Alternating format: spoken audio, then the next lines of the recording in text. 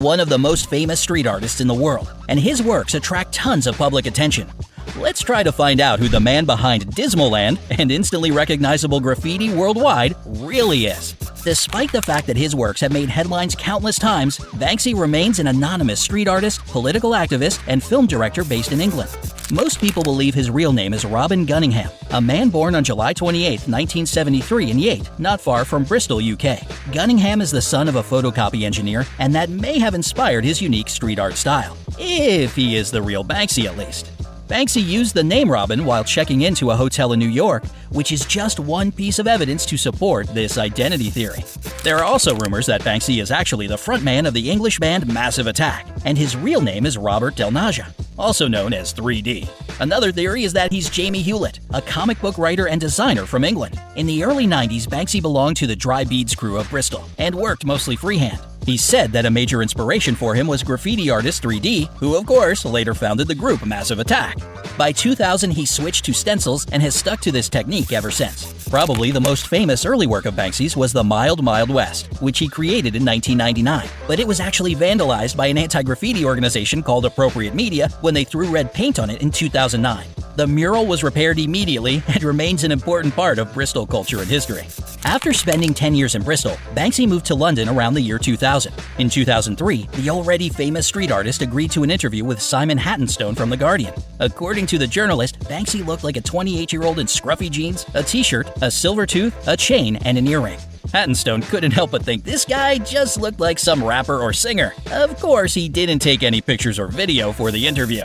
So, the man of mystery has made art worldwide for years now, but there's still one more question apart from who he really is. How does he make his living? Leaving colorful, satirical murals here and there does make him famous, but you can't really sell them, can you? A good example of how a mural can actually be sold is the story with his famous work Kissing Coppers. It was created on a wall in Brighton's Prince Albert pub in 2004 and sold to an anonymous US buyer through an auction in 2011. The price for the piece was $575,000.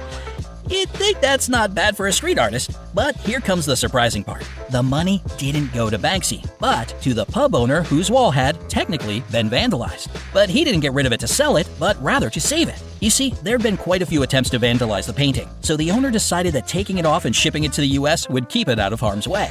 Now I know what you're thinking. How on earth can you take a mural off a wall and ship it somewhere? Well, special chemicals are used to transfer the image from the wall onto a canvas. By the way, the wall didn't remain bare afterwards. The image was replaced with a copy and protected by plexiglass. The pub owner says that the copy still attracts a lot of visitors since it's 80% to Banksy. It's just that someone else did the stenciling. But that wasn't the only artwork by Banksy that's been sold for someone else's profit. Another famous work of his was the focal point of an even more interesting situation. Slave labor appeared on the side of a store in London back in 2012. Well, just a year later, in February 2013, they took the mural down and shipped it to the US, where it was put up for auction in Miami. Now, you'd think that the people of this London neighborhood would be pleased that the area was rid of this graffiti, but in fact, it was just the opposite. They made an appeal claiming that the mural has to be returned to the UK where it belongs because it's an important advocate for human rights in the area. So, it traveled back across the ocean and was later sold at auction for $1.1 million. That's even better money than the Kissing Coppers price, but again, Banksy hasn't seen a cent from it. When he was later asked to comment on that situation, he quoted famous French artist Henri Matisse. "I was very embarrassed when my canvases began to fetch high prices. I saw myself condemned to a future of painting nothing but masterpieces." More than that, he explained that he believes that it's important for street art to stay where it's created and where it can deliver its message. That's why he doesn't encourage people to buy such works unless they were originally intended to be sold.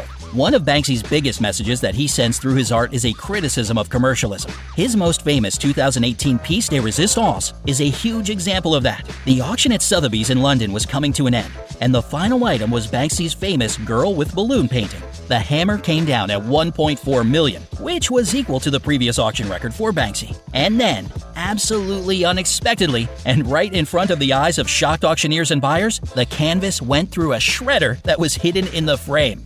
Banksy immediately shared it on Instagram, commenting, "Going, gone." He also quoted Picasso saying, "The urge to destroy is also a creative urge." Videos published later made many people believe that Banksy himself was in the room and pushed the button to start the shredding. This performance went down in history as the first artwork created during a live auction. Even if you simply love creating art and can't stand the idea of selling out, you still gotta make money in this world somehow. And even though Banksy believes selling his work through commercial art galleries would be a failure for a graffiti artist, he does get some cash thanks to his talent and fame. Back in 2013, for instance, he set up a street stall in New York and offered his pieces for $60. Of course, no one really believed they could be original Banksy's, so he had to post a message online confirming that. The people who did manage to buy a painting became the lucky owners of $150,000 worth of masterpieces. Among the most famous owners of his prints are Christina Aguilera, Angelina Jolie, and Bono. Banksy also used to make money through a Bristol-based dealer called Pictures on Walls that existed from 2003 to 2017. He now sells his works through a handling service called Pest Control that helps him get money for his new projects. More often than not, Banksy sells his art to galleries and individuals for an obviously low price, thus helping others make money from it. In 2004, Banksy designed and printed his own 10-pound notes. They looked a lot like the originals, but had some distinctive features. Princess Diana replaced the Queen on them, and Banksy of England was written instead of Bank of England.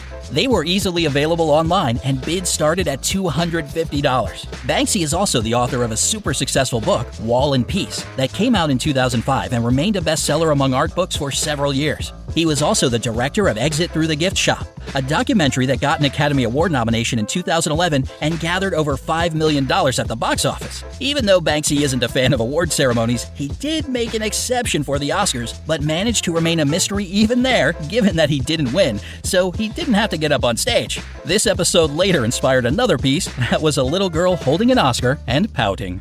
Aww. Like any phenomenon that goes public for any famous artist, Banksy has fans and haters. One thing is for sure though, his art can teach people to stay true to their beliefs and to express themselves creatively without letting fame and fortune steer them in the wrong direction. Do you like Banksy's work, or do you see it as mere vandalism? Let's discuss it in the comments down below. Don't forget to give this video a like, share it with your friends, and click subscribe to stay on the bright side of life.